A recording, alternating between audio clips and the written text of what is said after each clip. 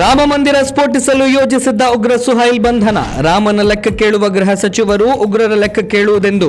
ದಾವಣಗೆರೆ ಜಿಲ್ಲೆಯ ಹರಿಹರಪುರ ತಾಲೂಕು ವ್ಯಾಪ್ತಿಯ ಕಾರ್ಖಾನೆಯೊಂದರಲ್ಲಿ ಕೆಲಸ ಮಾಡುತ್ತಾ ಇದ್ದ ಉತ್ತರ ಪ್ರದೇಶ ಮೂಲದ ಶಂಕಿತ ಉಗ್ರರನ್ನ ಎನ್ಐಎ ಸಂಸ್ಥೆಯ ನಿರ್ದೇಶನದಂತೆ ಪೊಲೀಸರು ಬಂಧಿಸಿದ್ದಾರೆ. ಕೇವಲ 18 ದಿನಗಳ ಅಂತರದಲ್ಲಿ ರಾಜ್ಯದಲ್ಲಿ ಉಗ್ರರ ಬಂಧನದ 3 ಪ್ರಕರಣಗಳು ದಾಖಲಾಗಿದೆ.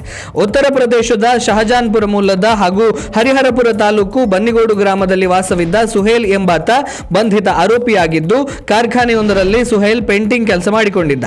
ದಾವಣಗೆರೆ ಹಾಗೂ ತುಮಕೂರು ನಗರಗಳಲ್ಲಿ ಈ ಮೊದಲು ಬಂಧನಕ್ಕೊಳಗಾದ ಶಂಕಿತ ಉಗ್ರರು ನೀಡಿದ್ದ ಸುಳಿವಿನ ಮೇರೆಗೆ ಸುಹೇಲ್ನನ್ನ ಬಂಧಿಸಲಾಗಿದೆ. ಶಂಕಿತ ಉಗ್ರ ಸುಹೈಲ್ ವಿಚಾರಣೆ ವೇಳೆ ದೇಶವನ್ನೇ ಬೆಚ್ಚಿ ಬೀಳಿಸುವಂತಹ ಸ್ಫೋಟಕ ಮಾಹಿತಿ ಬಯಲಾಗಿದ್ದು, ತನಿಖಾಧಿಕಾರಿಗಳ ಮುಂದೆ ಅತ್ಯಂತ ಭಯಾನಕ ಸಂಚನ್ನು ಒಪ್ಪಿಕೊಂಡಿದ್ದಾನೆ. ಕೋಟ್ಯಾಂತರ ಹಿಂದೂಗಳ ಆರಾಧ್ಯ ದೈವದ ನೆಲೆಯಾದ ಉತ್ತರ ಪ್ರದೇಶದ ಅಯೋಧ್ಯೆಯ ರಾಮ ಮಂದಿರವನ್ನ ಬಾಂಬ್ ಇಟ್ಟು ಸ್ಫೋಟಿಸಲು ನಾನು ಬಯಸಿದ್ದೆ ಎಂದು ಆತ ವಿಚಾರಣೆಯ ವೇಳೆ ಬಾಯ್ಬಿಟ್ಟಿರುವುದಾಗಿ ತನಿಖಾ ಮೂಲಗಳು ಸ್ಪಷ್ಟಪಡಿಸಿದೆ. ಅಯೋಧ್ಯೆಯ ರಾಮ ಮಂದಿರವನ್ನೇ ಸ್ಫೋಟಿಸುವ ಉಗ್ರರು ರಾಜ್ಯದೊಳಗೆ ನುಸುಳಿಕೊಂಡಿದ್ದರೂ ಗೃಹ ಸಚಿವ ಪ್ರಿಯಾಂಕ್ ಖರ್ಗೆ ಅವರು ರಾಮನ ಲೆಕ್ಕ, ಅಯೋಧ್ಯೆಯ ಲೆಕ್ಕ, ಆರ್ಎಸ್ಎಸ್ ನೋಂದಣಿಯ ಬಗ್ಗೆ ತಲೆಕೆಡಿಸಿಕೊಂಡು ಕೂತಿದ್ದಾರೆ.